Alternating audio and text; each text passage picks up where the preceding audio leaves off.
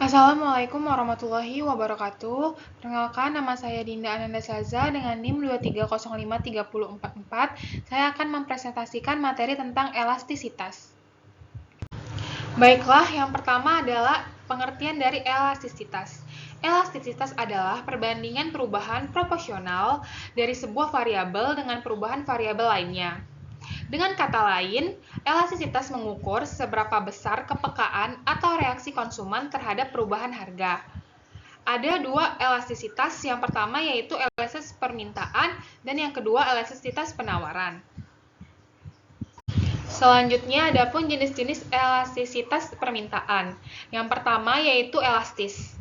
Jika presentasi perubahan jumlah barang yang diminta lebih besar daripada presentasi perubahan harga atau jika nilai koefisiennya kurang daripada 1. Contohnya yaitu terdapat pada barang-barang yang tingkat substitusinya banyak seperti barang elektronik, yaitu televisi dan telepon seluler. Yang kedua, inelastis, yaitu jika presentasi perubahan jumlah barang yang diminta lebih kecil daripada presentasi perubahan harganya, yaitu nilai koefisiennya kurang daripada 1. Biasanya terdapat pada barang yang tidak memiliki banyak substitusi, misalnya garam.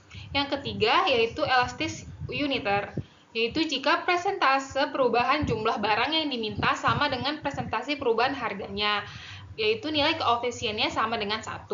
Biasanya tetap terdapat pada sebagian barang elektronik, misalnya VCD player dan DVD player.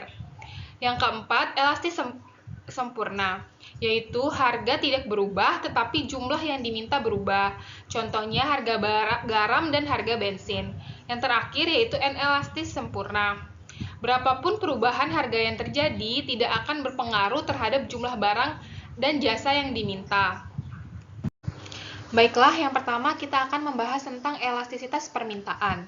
Pengertian dari elastisitas permintaan adalah ukuran perubahan konsumsi suatu produk sehubungan dengan perubahan harganya. Elastisitas permintaan terjadi ketika harga suatu barang atau jasa berdampak besar terhadap permintaan konsumen. Jika harga mengalami sedikit penurunan, maka konsumen akan membeli lebih banyak. Baiklah, selanjutnya ada pun faktor yang dapat mempengaruhi elastisitas permintaan. Yang pertama yaitu ketersediaan barang pengganti. Semakin banyak dan dekat barang pengganti yang tersedia, semakin tinggi kemungkinan elastisitasnya. Ini dikarenakan orang-orang dapat dengan mudah beralih dari satu barang ke barang lainnya jika terjadi perubahan harga yang kecil. Jika tidak ada barang pengganti, maka kemungkinan permintaannya menjadi tidak elastis. Yang kedua, luasnya keberadaan produk. Semakin luas keberadaan suatu produk, semakin rendahnya elastisitasnya. Sebagai contoh, perusahaan makanan berat akan cenderung memiliki elastisitas permintaan yang relatif tinggi jika ada pengganti tersedia, sementara perusahaan makanan khas Indonesia bisa jadi akan memiliki elastisitas permintaan yang sangat terendah karena tidak ada pengganti. Yang ketiga, presentasi pendapatan masyarakat. Semakin tinggi presentasi pendapatan konsumen yang diwakili oleh harga produk, semakin tinggi elastisitasnya, karena orang akan lebih memperhatikan saat membeli barang karena biayanya. Umumnya, produk yang lebih mahal akan cenderung inelastis karena tidak bisa mewakili masyarakat luas. Yang terakhir yaitu kebutuhan masyarakat. Semakin diperlukannya suatu barang, semakin rendah elastisitasnya, karena orang akan berusaha membelinya berapapun harganya. Berapapun barang yang bisa mempengaruhi kehidupan seseorang seperti tabung oksigen atau hormon insulin masuk ke dalam kategori tersebut. Selanjutnya yaitu adapun rumus untuk mencari elastisitas harga permintaan. Adapun contoh soal elastisitas harga permintaan, yaitu produsen menetapkan harga garam sebesar 14.000 per kilogram pada tingkatan harga tertentu. Barang yang diminta sebanyak 60 kilogram. Ketika harga garam turun menjadi 12.000 per kilo, jumlah garam yang diminta menjadi 80 kilogram. Dari data di atas, tentukan koefisien elastis permintaan. Berikut ini adalah cara penyelesaian dari soal sebelumnya.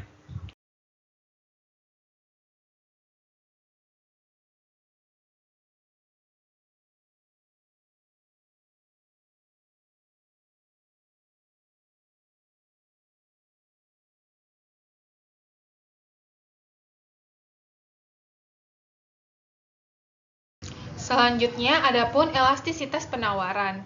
Elastisitas penawaran adalah pengukuran respon penawaran terhadap perubahan harga. Jika berdasarkan pada teori ekonomi, penawaran atau supply akan naik apabila harga juga mengalami kenaikan. Begitupun sebaliknya, jika penawaran terhadap suatu barang atau jasa berkurang, maka harganya akan turun juga. Selanjutnya yaitu adapun faktor-faktor dari elastisitas penawaran. Yang pertama, fleksibilitas produksi, yaitu produksi yang mudah diubah. Jika produksi suatu barang atau jasa dapat diubah dengan cepat dan dengan biaya yang relatif rendah, maka elastisitas penawaran cenderung lebih tinggi. Yang kedua yaitu produksi sulit diubah. Jika produksi membutuhkan peralatan khusus atau waktu yang lama untuk diubah, maka elastisitas penawaran cenderung rendah. Yang ketiga, ketersediaan faktor produksi. Ketersediaan bahan baku. Jika bahan baku atau input produksi utama tersedia dengan mudah, elastisitas penawaran cenderung lebih tinggi. Keterbatasan faktor produksi. Jika terdapat keterbatasan dalam sumber daya atau tenaga, maka elastisitas penawaran cenderung lebih rendah. Adapun dua macam elastisitas penawaran. Yang pertama yaitu elastisitas jangka panjang. Elastisitas jangka panjang ialah elastisitas yang mengacu pada sejauh mana permintaan atau penawaran suatu barang atau jasa akan berubah dalam jangka waktu yang cukup lama, sebagai respon terhadap perubahan harga, pendapatan, atau faktor-faktor lain yang mempengaruhi pasar. Selanjutnya yaitu faktor dan contoh dari elastisitas permintaan jangka panjang. Yang pertama yaitu tingkat penghasilan konsumen itu sendiri. Perubahan dalam tingkat penghasilan konsumen dapat mempengaruhi elastisitas permintaan. Contohnya, jika pendapatan konsumen naik, mereka mungkin lebih mampu atau bisa untuk merespon perubahan dari harga. Yang kedua yaitu ketersediaan barang pengganti atau substitusi. Jika terdapat banyak alternatif yang dapat digunakan sebagai pengganti untuk suatu barang atau jasa, maka permintaan akan cenderung lebih elastis. Contohnya, jika harga beras itu naik secara signifikan, kita atau konsumen bisa beralih ke gandum atau biji-biji yang lain sebagai gantinya. Yang ketiga yaitu waktu untuk penyesuaian. Dalam jangka panjang, konsumen memiliki lebih banyak waktu untuk menyesuaikan kebiasaan konsumsi mereka terhadap perubahan harga. Jika ada lebih banyak waktu untuk menyesuaikan, permintaan cenderung lebih elastis. Contohnya nih, jika harga mobil naik, konsumen dapat memutuskan mau membeli mobil bekas atau menggunakan transportasi umum sebagai alternatif. Yang selanjutnya yaitu adapun elastisitas jangka pendek. Elastisitas jangka pendek yaitu mengacu pada sejauh mana permintaan atau penawaran suatu barang atau jasa akan berubah dalam jangka waktu yang biasanya tuh singkat sebagai respon terhadap perubahan harga, pendapatan, atau faktor-faktor lain yang mempengaruhi pasar. Selanjutnya yaitu faktor dan contoh dari elastisitas permintaan jangka pendek. Yang pertama yaitu ketergantungan harian atau rutinan. Barang atau jasa yang diperlukan untuk kebutuhan harian atau rutin cenderung memiliki permintaan yang kurang elastis dalam waktu yang pendek. Misalnya, barang-barang seperti bahan makanan atau bahan bakar mungkin memiliki permintaan yang kurang elastis karena konsumen membutuhkannya untuk memenuhi kebutuhan sehari-hari. Yang kedua, yaitu keterkaitan dengan kebiasaan konsumen.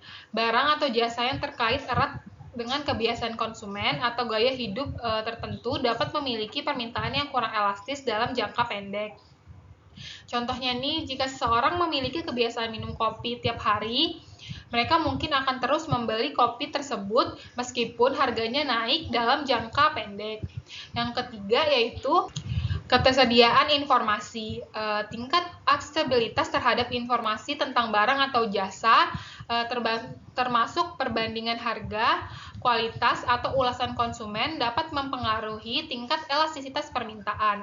Contohnya, jika harga tiket pesawat meningkat secara tiba-tiba karena musim liburan atau faktor lainnya, konsumen mungkin tetap membeli tiket pesawat tersebut karena mereka memiliki rencana perjalanan yang sudah direncanakan sebelumnya.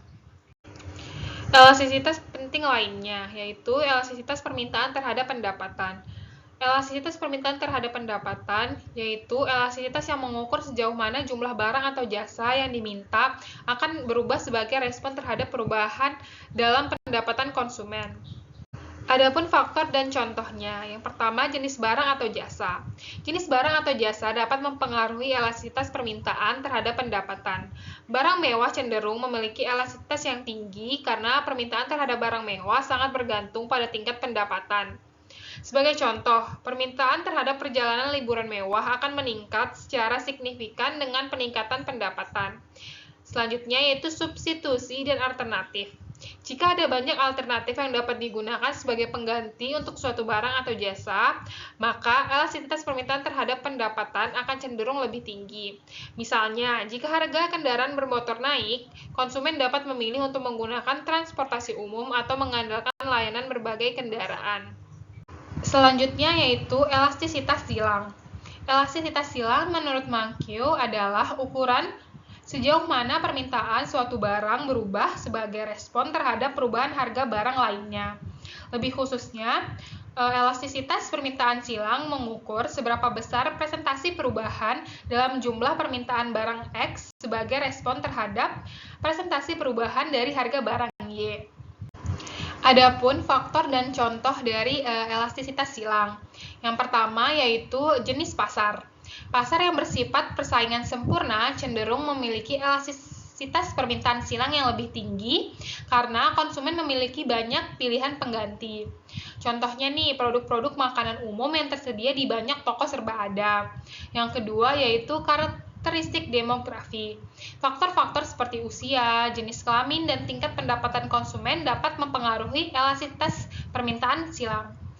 Contohnya yaitu mainan anak-anak dan mainan dewasa. Jika harga mainan anak-anak naik, orang dewasa juga akan ikut terpengaruh. Adapun contoh perhitungan untuk permintaan silang, yaitu soalnya apabila harga tiket bus 40.000, harga tiket kereta api berada di bawah harga tiket bus, dan permintaan rata-rata tiket kereta api sebanyak 2.000. Jika harga tiket bus naik sebanyak 45.000, sementara harga tiket kereta api, maka permintaan tiket kereta api akan mengalami kenaikan menjadi 2.300. Berapakah besar koefisien elastis silang? Berikut adalah cara penyelesaian untuk soal dari elastisitas silang.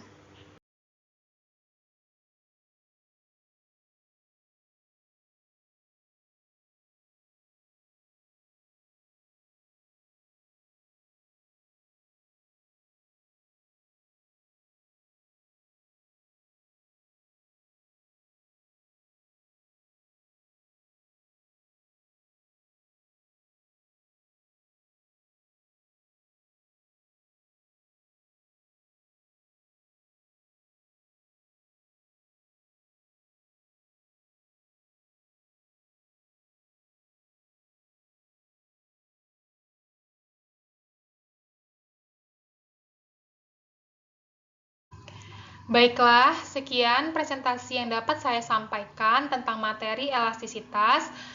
Jika ada kesalahan kata ataupun kurangnya materi yang saya sampaikan, saya mohon maaf. Saya akhiri di sini. Wassalamualaikum warahmatullahi wabarakatuh.